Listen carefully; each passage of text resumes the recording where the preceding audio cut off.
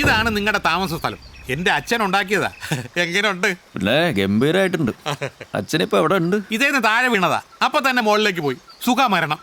ഓരോ ഭാഗ്യങ്ങൾ. സൗകര്യങ്ങളൊക്കെ ഭയങ്കര കുറവാണ് അല്ലേ ഏട്ടായി? സൗകര്യം കുറച്ച് കുറവാണെങ്കിലും കാടിനുള്ളിൽ ആയതുകൊണ്ട് പുലിയുടെ കാര്യം ഓർത്ത് നിങ്ങൾ ടെൻഷൻ അടിക്കണ്ട. പുലി നിങ്ങളെ രക്ഷിക്കൊണ്ടെത്തിക്കോളൂ. ഞാൻ പ്രാർത്ഥിക്കുമല്ലോ. പോയാ ഈ ആടിനെ അമരത്തി കൊണ്ട് കേട്ടോ. അപ്പൊ ഞങ്ങൾ ഇനി ആടിനെ നോക്കണോ? അല്ല, ഇത് വളർത്താനല്ല, പുലിയെ ആകർഷിക്കാനാണ്. ആടിന്റെ ഒച്ച കേട്ടാ പുലി കൃത്യമായിട്ട് ഇങ്ങോട്ട് വന്നോളൂ. അതെ അതെ. അതെ, ഇത്തിരി അപ്പുറം മാറി വരുന്നോണ്ട് ചേട്ടന് കുഴപ്പമൊന്നുമില്ലല്ലോ. നീ അത് അവിടെ കൊണ്ടുപോയി കെട്ട്. അതെ, ഇവിടുത്തെ സൗകര്യങ്ങളിലൊക്കെ ഹാപ്പിയാണല്ലോ. ഓ, കൂടുതൽ സൗകര്യങ്ങൾ തന്ന് ഞങ്ങളെ വീർപ്പ് മുട്ടിക്കരുത് പ്ലീസ്. അപ്പോ നിങ്ങൾ വിശ്രമിക്കും. യാത്രയെ കഴിഞ്ഞ് വന്നത് മെമ്പറെ, നമുക്ക് പോയാലോ? അതാണ് എന്റെ സ്ഥിതി. അപ്പൊ ഓക്കേ. എന്തായാലും എന്റെ പ്രാർത്ഥന ശക്തമാക്കണം. പിന്നെ പുലിയുടെ പേരും പറഞ്ഞ് വീടുകളുള്ള സ്ഥലത്ത് രാത്രി അധികം കറക്കം വേണ്ട കേട്ടല്ലോ. എന്താ ചേട്ടന്റെ പേര്? ജംബു. ജന്തു ചേട്ടൻ എന്താ ജോലി? കച്ചവടാണ്. ഈ ഗ്രാമത്തിൽ നിന്ന് കിട്ടുന്ന സാധനങ്ങളൊക്കെ പുറത്ത് കൊണ്ടുപോയി വിൽക്കും. സാധനങ്ങൾ എന്ന് പറയുമ്പോ ഈ ഏലവും കുരുമുളകൊക്കെ ആയിരിക്കും അല്ലേ? അങ്ങനെയൊന്നുമില്ല, എന്റെ കയ്യിൽ എന്തൊക്കെ കിട്ടുന്നു അതൊക്കെ വിൽക്കും. ഓ, മോഷണം ആണല്ലേ? ചില തെണ്ടികൾ അങ്ങനെയും പറയാറുണ്ട്.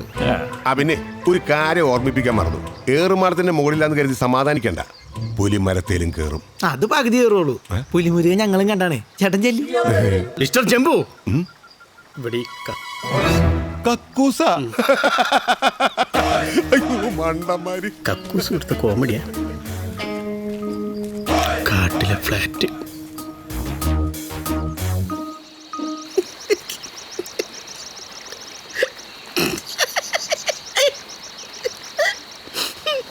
എന്നാണ് കളിക്കുന്നേ?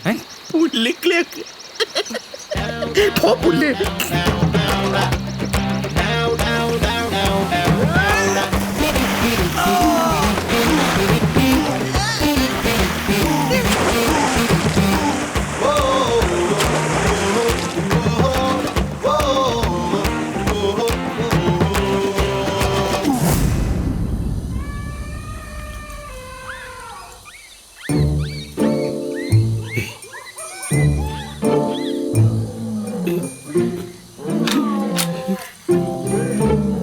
ഒന്നൊന്നര ഐഡിയ പോയി.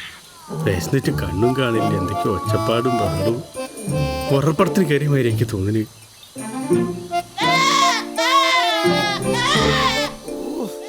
ഈ ആടിന്റെ വായിൽ വല്ലതും തിരികെ കയറ്റണ്ട. നാശം. വെറുതെ പല്ലോടത്തു കൂടി പോണ പുലിനെ പ്രലോഭിപ്പിച്ച് വിളിക്കുകയാണ്. വാന്നും പറഞ്ഞു. നാളെ ഇതിനെ ചുട്ടു തിന്നാലോ? പുലിയായിരിക്കും. ഒന്നോ പുലി വന്നാൽ നമ്മൾ എന്തിനാണ് പേടിക്കുന്നത്? നമ്മുടെ കയ്യിൽ തോക്കില്ലേ? തോക്കുണ്ട്. ഇത് വെച്ച് ഉന്നം നോക്കി വെടിവെക്കാൻ അറിയോ? എന്നാ ഞാനൊരു സത്യം പറയട്ടെ. എൻ്റെ അപ്പൻ നല്ല ഒന്നാം തരം വെടിവെപ്പുകാരനായിരുന്നു. അതിപ്പോ ആർക്കറിയാൻ പാടുള്ളത്? അതായിട്ട് ഇവിടെ ഇറങ്ങിയ നല്ല അടി കിട്ടോ.